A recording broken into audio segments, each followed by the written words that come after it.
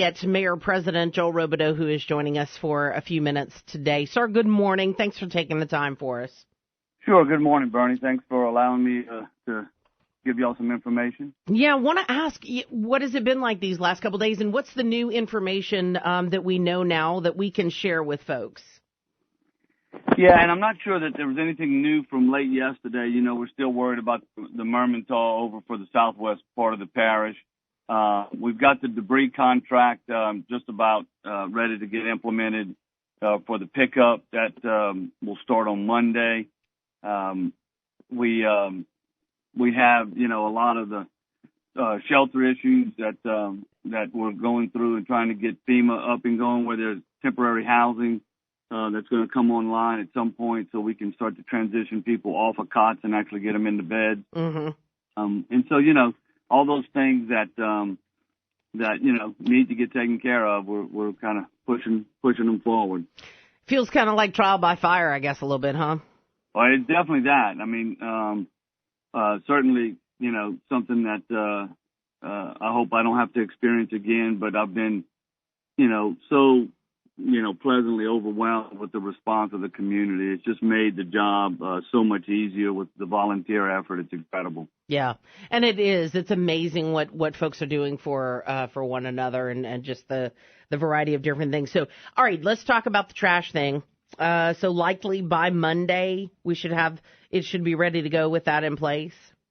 Yeah, you know, we're trying to. I guess we could possibly start earlier, but then, you know, all the folks that are going to have all weekend to do a lot of the work that they want to get done, I think it just makes more sense and is probably the fiscally responsible way to do it, where there's going to be a lot of debris on that first Monday, so we want them, you know, getting started bright and early then and picking up all the debris that's out there now and that's going to be put out Saturday and Sunday. Mm-hmm. What about, you know, you mentioned the idea of this housing situation currently from cots to beds. You know, boy, we had 12,000 people that ended up permanently staying in and around the Lafayette area after Katrina. Now, obviously, it's not going to be that many people, but we're going to have to prepare for another influx yet again, I would think. Yeah, you know, in the outlying areas, I'm not sure what FEMA's going to do because at this point we kind of, you know, are transitioning over to the federal government's response, and we're just trying to make sure that we're getting all the information out to our constituents and making sure that they know how to kind of manage through the bureaucracy of the FEMA and the disaster assistance. And so I don't know, you know, I don't know what their temporary housing program is going to be. I don't know if Lafayette's going to be a center for it or not. But I know just from our residents that you know are displaced. You know, they've been troopers and they've been, you know, dealing with the shelter. And I know at some point they'd like to, you know, move on to something just a little bit that's a little bit better. Mm-hmm. What kind of communication are you having with folks like in Broussard and in Youngsville and Karen Crow? I'm assuming, you know, you guys always do some kind of communication, but have they asked for advice or vice versa? Are we sharing back and forth, that kind of thing?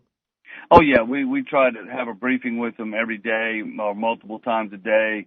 Yesterday, I think it was yesterday, we had the one on the debris contract to see if there's a way that we could do an intergovernmental agreement between us and them, because we happen to have a contract in place. FEMA doesn't allow for that.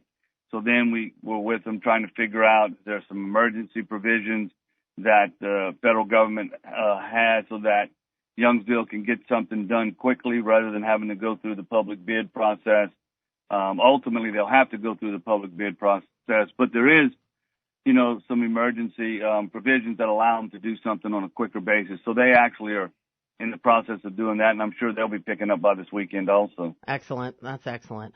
All right, we're our Lafayette Mayor President Joel Robideaux joining us now. Sir, thanks for the few minutes and updating us on the latest information. We appreciate it. Okay, Bernie. Thanks for having me. Thank you. All right, coming up now on 7:05. So now, you know, it's the work continues, obviously, and the meetings continue. And I'm sure people are like, yeah, I want something more permanent. You know? Yep. I just can't be more thankful, I don't think. Imagine the situation if this would have happened. Now I don't see this happening because I mean the amount of damage we had. But just imagine